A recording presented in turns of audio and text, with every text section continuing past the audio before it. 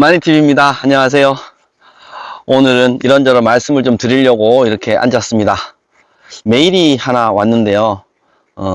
여러분들도 좀 듣고 알고 계셨으면 좋겠다라는 생각에 말씀을 드려보려고 합니다.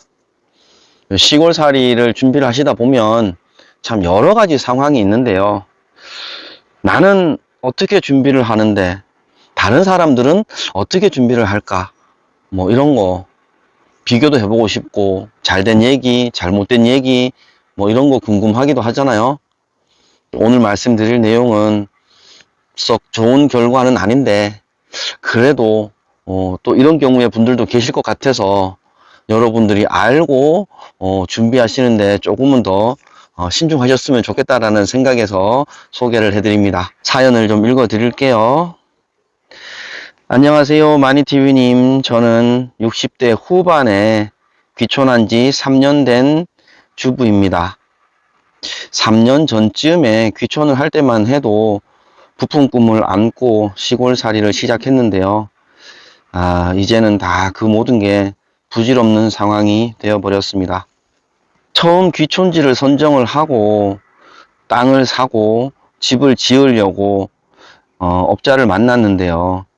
부동산에서 소개를 해준 업자분이 뭐 남들보다 저렴한 가격에 공사를 잘 해주겠다는 말만 믿고 계약을 하게 되었습니다. 처음 땅을 살 때도 경사진 밭이었어요. 그래서 토목 공사를 하고 뭐 이렇게 낮으니까 앞쪽은 쌓고 뒤쪽은 깎아내리는 그런 토목 공사를 하는데도 돈이 좀 많이 들었습니다. 앞쪽에 쌓아 올리는 석축도 저는 뭐 자연석으로 했으면 좋겠는데 그냥 그 인조석이라고 하나요? 하면서 주셨는데요. 이렇게 각진 돌 깎아 갖고 쌓는 거 있잖아요. 그런 돌인 것 같습니다. 그런 돌로 해서 석축 앞쪽 쌓는 데만도 거의 1,000만 원이 들었습니다. 아이고. 그렇게 해서 땅을 샀고 저는 그 땅이 북향이라서 마음에 들지 않았는데 남편이 뭐 괜찮다고 해서 그냥 샀습니다. 요즘은 북향이어도 단열 공사만 잘 하면 괜찮다라는 말에 저는 그냥 그러려니 했습니다. 마을 안에서 사는 거는 좀 저도 불편해서 마을을 조금 벗어난 야산에 땅을 샀는데요. 뭐 저도 마을과는 좀 떨어진 곳은 괜찮았습니다. 왜냐하면 저도 마을 안에서 주민들하고 어울리는 거는 좀 부담스럽고 혼자 조용히 지내는 거를 좋아했거든요. 신랑도 그런 걸 원했기 때문에 그런 땅을 샀습니다. 집을 짓고 지금 3년이 되었는데요. 지금 생각하면 그때 왜 그랬나 싶습니다. 땅값은 그렇게 비싸지 않았는데요. 토목공사를 하는데 돈이 좀 많이 들었고, 또 집은 벽돌집을 다락방도 있게 이쁘게 지었고 마당은 잔디를 깔았습니다. 내가 원하는 전원주택이 지어져서 무척이나 행복했습니다. 남편도 건강이 안 좋고 해서 맑은 공기 쐬면서 시골에서 남은 여생을 살면 되겠다라는 생각을 한 것도 잠시. 집 주변의 밭에 처음에는 고추를 심고 했었는데요. 첫 해에는 약을 치는 게 그래도 좀 부담이 되기는 했지만 그래도 고추라서 뭐 썩 그렇게 걱정스럽지는 않았습니다. 그런데 그 이후에 사과나무를 심기 시작을 하더니 작년 같은 경우는 사과나무가 좀 크다 보니까 그 기계로 약을 치는데 바람을 불어서 높이 올리는 기계다 보니까 이 약 치는 게 집으로 다 날려 들어왔습니다.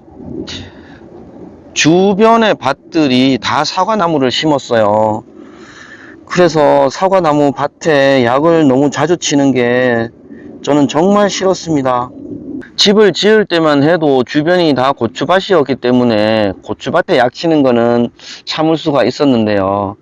사과밭으로 바뀌고 그 기계로 높이 치는 약은 정말 너무너무 견딜 수가 없었습니다. 바람이 불어서 집 안으로 들어오고 이불도 못 널고 창문도 열어놓질 못했어요. 약을 칠 때는 좀 말을 해달라고 해도 막무가내로 그냥 와서 기계로 윙 불면서 치고 갑니다. 그래서인가요? 지난 겨울에는 지병이 악화되어서 신랑이 먼 길을 떠났습니다. 이제 혼자 남게 되었는데요.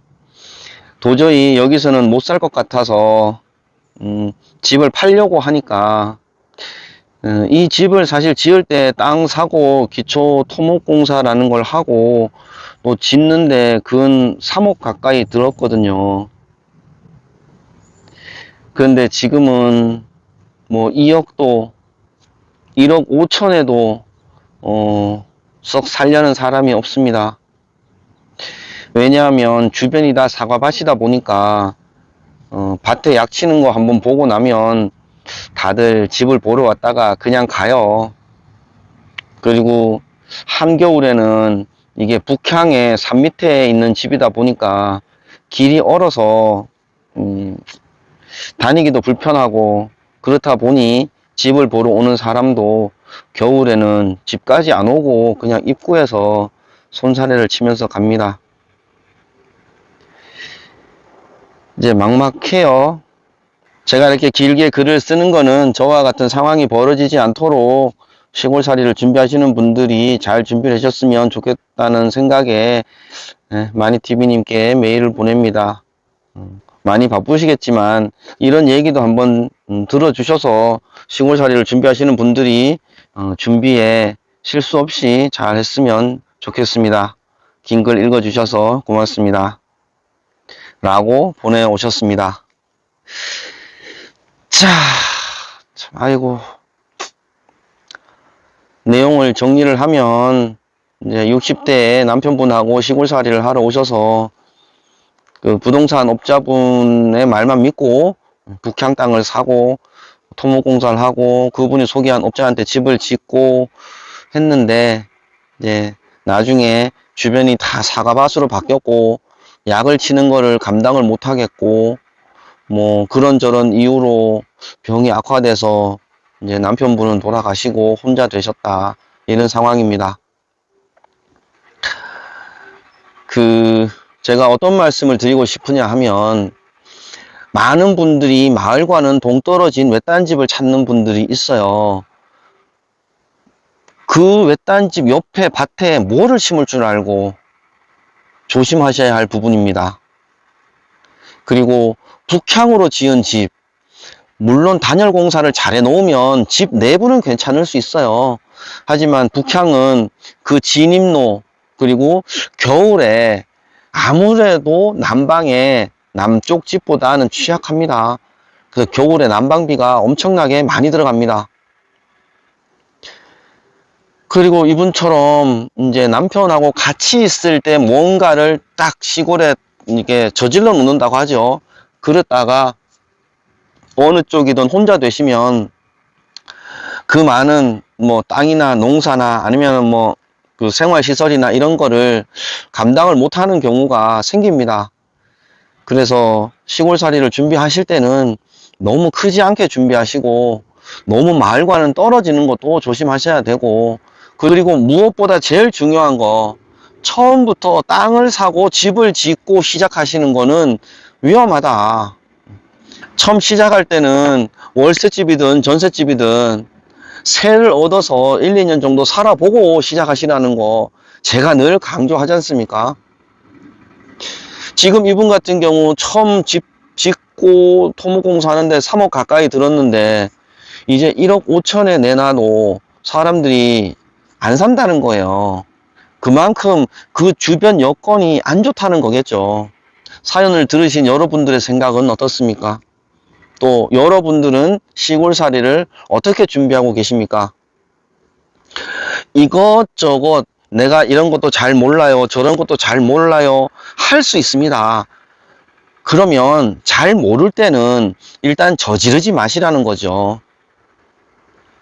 제발 처음부터 땅 사고 집 짓고 목돈 들여서 저지르는 거는 참아주시고 일정 기간 임대집에서 살아보시고 차근차근 준비해서 시골살이를 시작하시기 바랍니다.